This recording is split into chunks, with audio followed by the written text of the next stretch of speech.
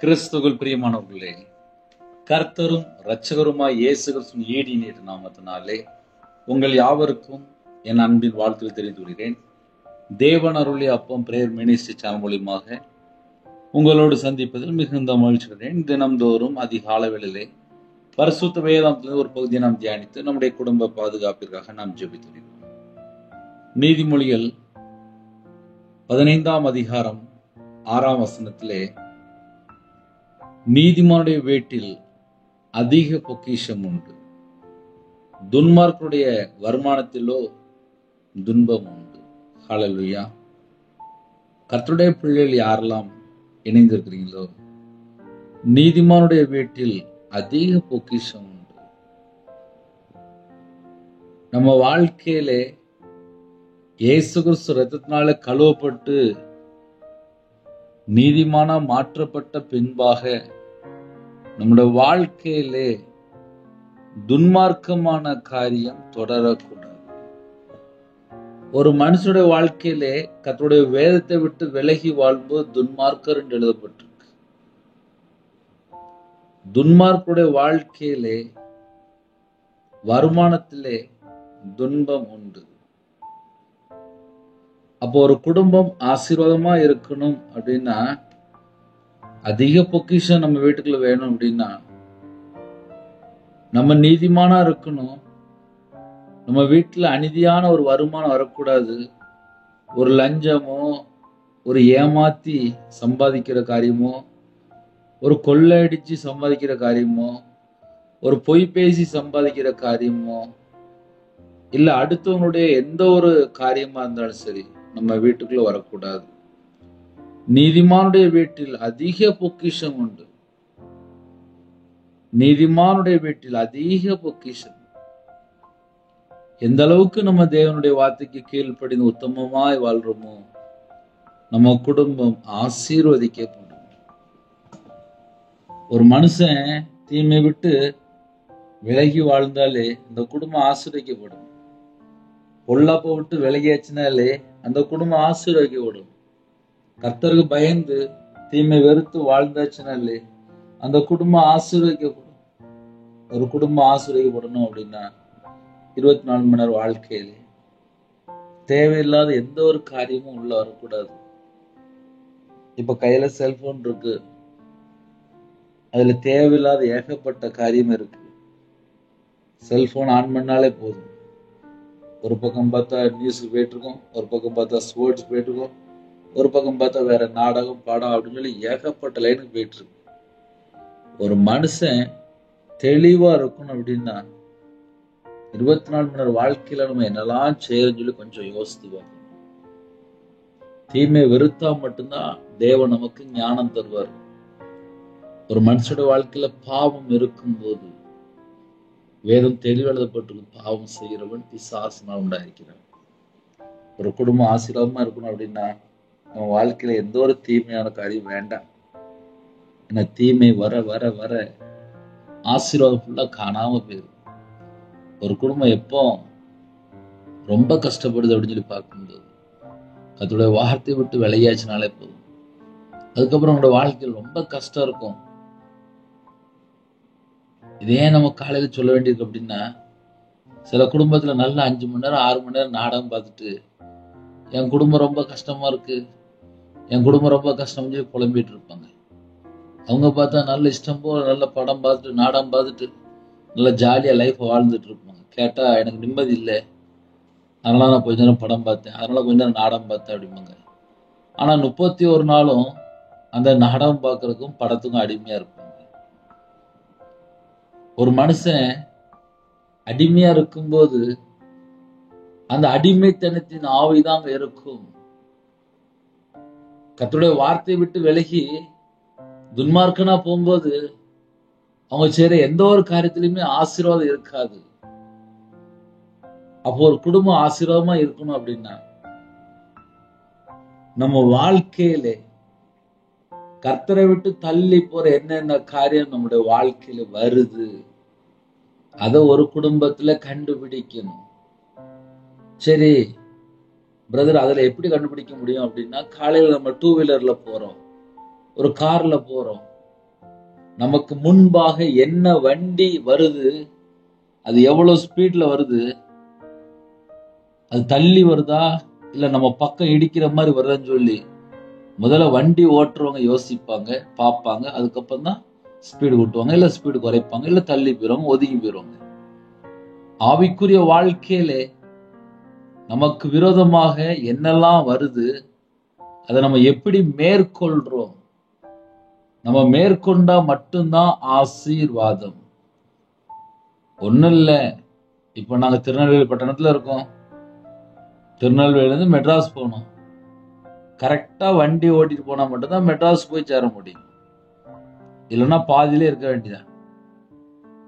வண்டியில ஒரு பஞ்சர் ஆனாலோ, வண்டியில பெட்ரோல் இல்லைனாலோ உடனே வண்டி ஸ்டக் ஆயிரும். ஆவிக்குரிய வாழ்க்கையிலே நம்ம ரட்சிக்கப்பட்டதுக்கு அப்புறம் நித்திய ஜீவனுக்குள்ள போய் சேரணும். மறுபடியும் பாதி வாழ்க்கையில பாவத்திலே, துன்மார்க்கத்திலே, மறுபடியும் கத்தரை விட்டு தள்ளி போற காரியத்திலே ஒரு மனுஷன் ஸ்டக் ஆயிட்டான் அப்படின்னாலே மறுபடியும் ரிப்பேர் பார்த்துதான் எந்திரிச்சு வெளியில போற மாதிரி இருக்கும்.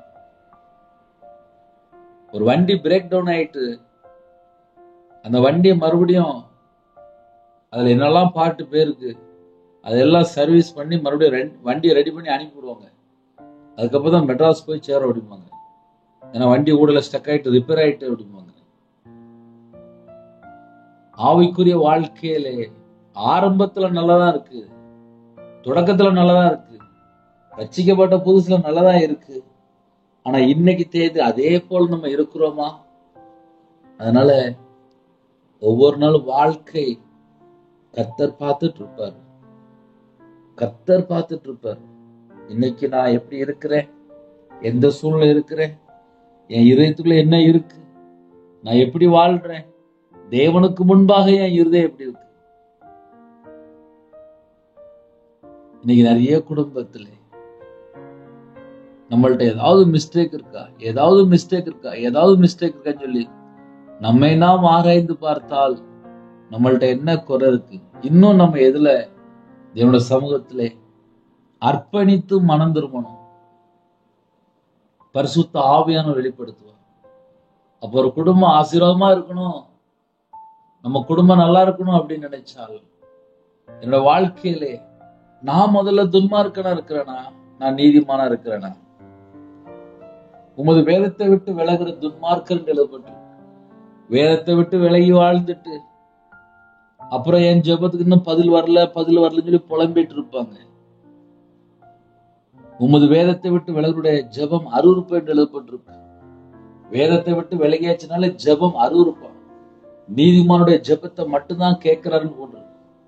அப்போ ஒரு குடும்பம் ஆசீர்வாதமா இருக்கணும் அப்படின்னா நீதிமானுடைய ஜெபம் தான் பரலோகத்துக்கு போயிட்டு இருக்கு. அப்ப நம்ம வாழ்க்கை நீதிமானா இருக்கும்போது ஆசீர்வாதம். துன்மார்க்கருக்கு கர்த்தர் தூரமா இருக்கிறாராம். துன்மார்க்கருக்கு கர்த்தர் தூரமா இருக்கிறார். ஏன் ஒரு குடும்பம் ஆசீர்வாதம் வரல, ஏன் ஒரு குடும்பத்துல பிரச்சனை, ஏன் ஒரு குடும்பத்துல இன்னும் நிறைய பிரச்சனை காணப்படுது அப்படின்னா கர்த்தரை விட்டு தள்ளி போய் எங்கேயாவது பாவத்துல கிடப்பாங்க, வெளியே தெரியாது. ஒரு மனுஷன் எந்த பாவத்துல இருக்கிறானோ, ஐயோ நான் பாவத்துல இருக்கிறேன்னு சொல்லி வெளியில எந்திரிச்சு வரணும். வண்டி நடு ரோட்ல நிக்கும், பஞ்சராயி நிக்கும். அந்த பஞ்சரை சரி பண்ணா மட்டும்தான் வண்டியை மறுபடியும் ரெடியாகி போகும். இல்லைன்னா வண்டி அதே இடத்துல நிக்கும். வண்டியை சர்வீஸ் பண்ணி மறுபடியும் ரெடி பண்ணி அனுப்பணும். ஆவிக்குரிய வாழ்க்கையிலே நல்லா தான் கிளம்புனேன், ஆனா ஊடல கொஞ்சம் ஸ்டக் ஆயிட்டேன் அப்படின்னா அந்த வண்டியை மறுபடியும் ரெடி பண்ணி மறுபடியும் அனுப்பணும்.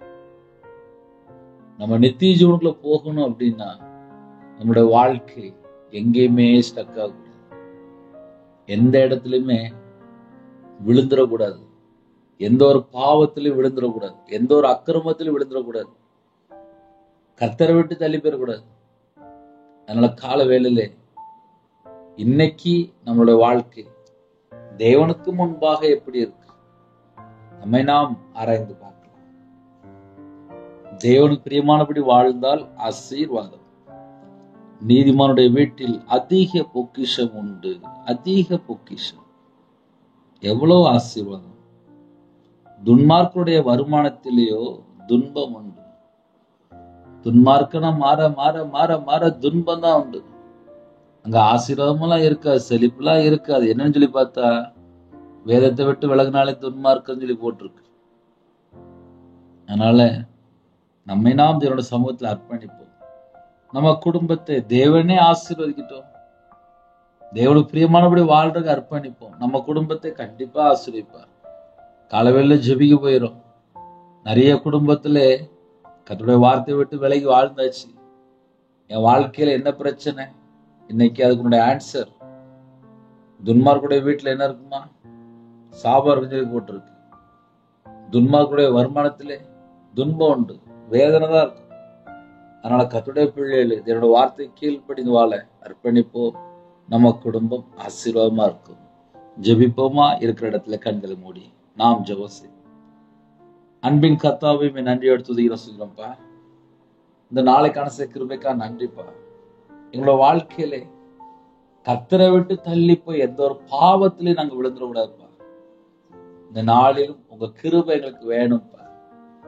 எங்க வாழ்க்கை கர்த்தருக்கு பிரியமானபடி இருக்கணும்ப்பா. தேவ சித்தத்துக்குள்ள இருக்கணும்ப்பா. உங்களை விட்டு தள்ளி போற எந்த ஒரு காரியங்களும் வேண்டாம். நாச மோசங்களுக்கு விலக்கி உங்க பிள்ளைகளை பாதுகாத்துக் கொள்ளுங்கப்பா. உங்களோட ரத்த கோட்டைகளை வேலி அடைங்கப்பா. பிதா குமாரன் பரிசுத்த நாமத்துல முத்திரை போடுங்கப்பா. சத்துருக்கள் மேற்கொள்ள அபிஷேகம் நிரப்புங்கப்பா. உணர்வுள்ள ஆவியை தாங்கப்பா. இதயத்துக்குள்ள யாரெல்லாம் கடினமோடு அப்பா பாவ அடிமையில வாழ்றாங்களோ அந்த குடும்பம் மனம் திரும்ப வேண்டும். இந்த நாளிலும் உங்க பிள்ளைகள் ரட்சிக்கப்பட வேண்டும். அதுக்குள்ள எல்லா வாசல் திறந்தாங்க. ஜெப அபிஷேகம் ஊற்றுங்கப்பா. கல்வாரி அன்பினாலே நிரப்புங்கப்பா. உங்களுடைய தலைமுள்ள கரத்தினால தொட்டு ஆசீர்வதிங்கப்பா. எந்த குடும்பத்துல பலவீனத்தோடு வியாதியில படுத்த படுக்கையில ஹாஸ்பிட்டல்ல அவசர சிகிச்சை இருக்காங்களோ இந்த நாளில் உங்க பிள்ளைகளை தொட்டு ஆசீர்வதிங்க. கர்த்தர் கிருபை செய்யுங்க. கிருபையின் வரலாறு நிரப்புங்க. ஞானம் வரலாறு நிரப்புங்க. தீர்க்க தரிசனம் வரலாறு நிரப்புங்க. ஒவ்வொரு குடும்பத்தையும் உங்களுடைய தலைமுள்ள கரத்தினால தொட்டு ஆசீர்வதிங்க. யாரெல்லாம் அர்ப்பணிக்கிறாங்களோ அவனுடைய சிரசு மேல் ஆசீர்வாதம். ரட்சிப்பின் வஸ்திரத்தை தாங்கப்பா. நீதியின் வஸ்திரத்தை தாங்கப்பா. துதியின் சால்வை தாங்கப்பா. ஒவ்வொரு குடும்பமும் ஆசீர்வதிக்கப்படட்டும்பா. நிறைய குடும்பத்துல ஜெபிக்கிறாங்க. எங்களுடைய அவைகள் எல்லாம் இயேசு கிறிஸ்துவின் அவையமா மாறட்டும். எங்க உடம்போட ரத்தம் இயேசு கிறிஸ்துவின் ரத்தமா மாறட்டும். எல்லா குடும்பத்துக்கு ஆசீர்வதிங்க. கால வேளையில விவசாயத்துக்கு போறாங்க, வியாபாரத்துக்கு போறாங்க, கம்பெனி போறாங்க, டிரைவிங் லைன்ல போறாங்க, வாட்ச்மேன் ஜெபிக்கிறாங்க, செக்யூரிட்டி ஜெபிக்கிறாங்க, போலீஸ் ஆஃபீஸ் ஜெபிக்கிறாங்க, பெட்ரோல் பல்க்ல அப்பா வேலை பார்க்குறாங்க, வெளிநாட்டுல இருக்கிறாங்க, டீச்சர் ஜெபிக்கிறாங்க, டாக்டர், நர்ஸ், இன்னும் ஐடி ஃபீல்டுல வேற வேற இடத்துல அப்பா வேற வேற சூழ்நிலை வேற வேற தேசத்துக்குள்ள இணைந்திருக்காங்க. காலவேளையில சிறுபிள்ளை முதல் கொண்டு முதியோர் வரை எல்லாரையும் இந்த நாளும் யாரெல்லாம் வீட்டு விட்டு வெளியில போற டிரைவிங் லைன்ல எல்லாரையும் உங்களுடைய பாதங்களை அப்படிங்கிறோம். உங்க பிள்ளைகள் 24 மணி நேரம் முன்னும் பெண்ணுமா தேவ தூதரை நிப்பாட்டுங்க. பகலில மேக ஸ்தம்பத்தினாலும் இரவுல அக்னி ஸ்தம்பத்தினாலும் எங்க கூட நீங்க வருகிற கிருபைக்காக நன்றி. உங்களுடைய காரத்துல அப்படின்னும் தேவனர்கள் அப்ப மினிஸ்டர் மூலமாக இணைந்திருக்கிற குடும்பங்கள் கர்த்தருடைய கரத்துல அப்படிங்கிறோம். கர்த்தர் உங்க பிள்ளைகளை தாங்கி தப்பு வைக்கணும். அவங்களுடைய தேவைகளை சந்திங்க. யாரெல்லாம் எந்த கடினமான சூழ்நிலை ஜெபிக்கிறாங்களோ அந்த கடினத்தை எல்லாவற்றையும் மாற்றி பலகணிகளை திறந்து பண்டகசாலை திறந்து பிள்ளையோட வாழ்க்கையில என்ன காரியத்தில் ஜெபிக்கிறாங்களோ எல்லா காரியத்திலையும் சமாதானம், ஆசீர்வாதம், சந்தோஷம், பரிபூர்ணம், கிருபை எல்லாவற்றையும் தந்து ஆசீர்வதிங்க. உம்முடைய பிரசன்னம் இறங்கி வரட்டும். உம்முடைய கிருபை இறங்கி வரட்டும். உம்முடைய வல்லமையால் நிரப்புங்க. அக்னி அபிஷேகம் நிரப்புங்க. பரிசுத்தம் நிரப்புங்க. பிறந்த நாள் கொண்டாடுறாங்க, திருமண நாள் கொண்டாடுறாங்க. கர்த்தருடைய கரம் பிள்ளைகளோட கூட இருக்கட்டும். அவனோட வாழ்க்கையில் இந்த வருஷத்துல வித்தியாசத்தை அப்பா வெளிப்படுத்த கிருபைக்காக நன்றி. உங்க பிள்ளைகளை ஆசீர்வதிக்க கிருபைக்காக நன்றி. சில குடும்பத்துல கவர்மெண்ட் வேலைக்கா ஜெபிக்கிறாங்க, பிரைவேட் வேலைக்கா ஜெபிக்கிறாங்க. வேலை இல்லாம இருக்கு, சொந்தமா வியாபாரம் பண்ணணும், சொந்தமா வீடு கட்டணும். அந்த குடும்பம் கர்த்தருடைய கரத்துல அப்படிடும். தேவ திட்டம் உங்க பிள்ளைகளோட வாழ்க்கையில நிறைவேறட்டும்.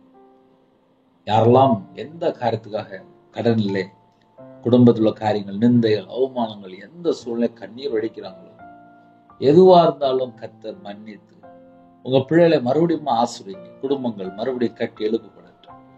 ஒவ்வொரு குடும்பமும் ரட்சிக்கப்படணும். கிருபை செய்யுங்க. நிறைய குடும்பத்திலே வாழ்க்கையில் நிறைய காரியத்துல தோல்வி, ஃபெயிலியர், அந்த பிள்ளைகளை ஆசீர்வாதமா மாறட்டும். சில குடும்பத்துல கோர்ட்டு கேஸ் சொல்லி அப்பா டைவர்ஸ் அளவுக்கு போயிட்டு இருக்காங்க. சில குடும்பத்துல இடம் பிரச்சனை, சொந்தக்காரங்க பிரச்சனை, பல கேஸ் ஓடிட்டு இருக்கு. ஒவ்வொரு குடும்பத்தையும் கத்து சந்திங்க. உங்க பிள்ளைகளோட வாழ்க்கையில் எதனால கண்ணீர் வடிக்கிறோமோ அந்த கண்ணீரை துடைத்து, எந்தெந்த கோர்ட்ல அப்பா கேஸ் நடந்துட்டு இருக்கோம், உங்க பிள்ளைகளுக்கு கத்த கிருபை பாராட்டும். வாலிப பிள்ளைகள் இணைந்துட்டாங்க. திருமணத்துக்கு ஆயத்தமா இருக்காங்க. ஏற்ற துணையை தாங்க. பரிசுத்தமா வாழ கிருபை செய்யுங்க. கத்தரை விட்டு எந்த ஒரு காரியத்தையும் தள்ளி பெறக்கூடாது. கத்தர் வேலை இடைங்க. பிள்ளைகளோட தேவைகள் சந்திங்க.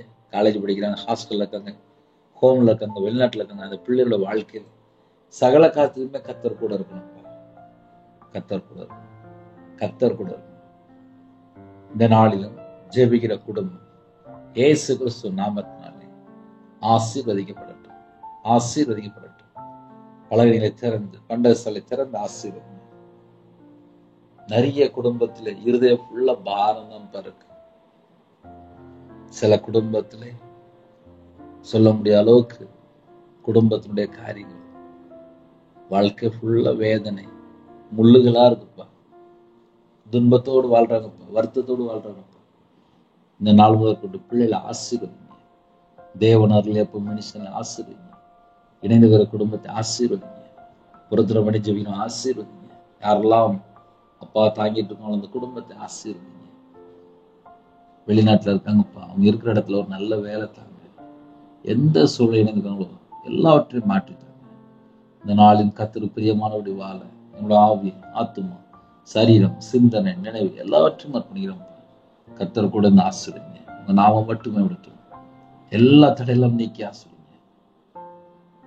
சில குடும்பத்துல இன்னைக்கு இவ்வளவு ரூபா பணம் வேணும். கர்த்தர் கூட இருங்க.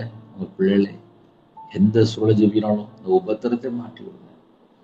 எல்லா தரித்திரம், எந்த குடும்பத்துக்கு சாபங்கள், பஞ்சங்கள் இருக்கும், அது எல்லா கிரியிலும் அழிக்கப்படட்டும். ஒவ்வொரு குடும்பத்தையும் கர்த்தர் வேலையடைத்து ஆசீர்வதிங்க. உங்க நாமம் மட்டுமே விடட்டும். துதிகான மகிமை எல்லாம் முருகே செல்கிறோம். இயேசு கிறிஸ்து பிதாவே, தேவனுக்கு என்னை உண்டாதாக. கர்த்தர் தாமே உங்களை, உங்கள் குடும்பத்தை சகல காரியத்தையும் சம்பூர்ணமாக திருப்தியாக கர்த்தர் கூட இந்த ஆசீர்வதிப்பாராக. கர்த்தராகிய இயேசுவின் கிருபையும், பிதாவாகிய அன்பும், பரிசுத்தாவின் ஐக்கியமும் இப்பொழுதும் எப்பொழுது சதா காலங்களிலும் நம்ம கொடுப்பதாக. ஆமென். God bless you. டெய்லி ஒரு நிமிடம் எனக்கு ஜெபிங்க. கர்த்தர் குடும்பத்தை ஆசீர்வதிப்பாராக. ஆமென். God bless you.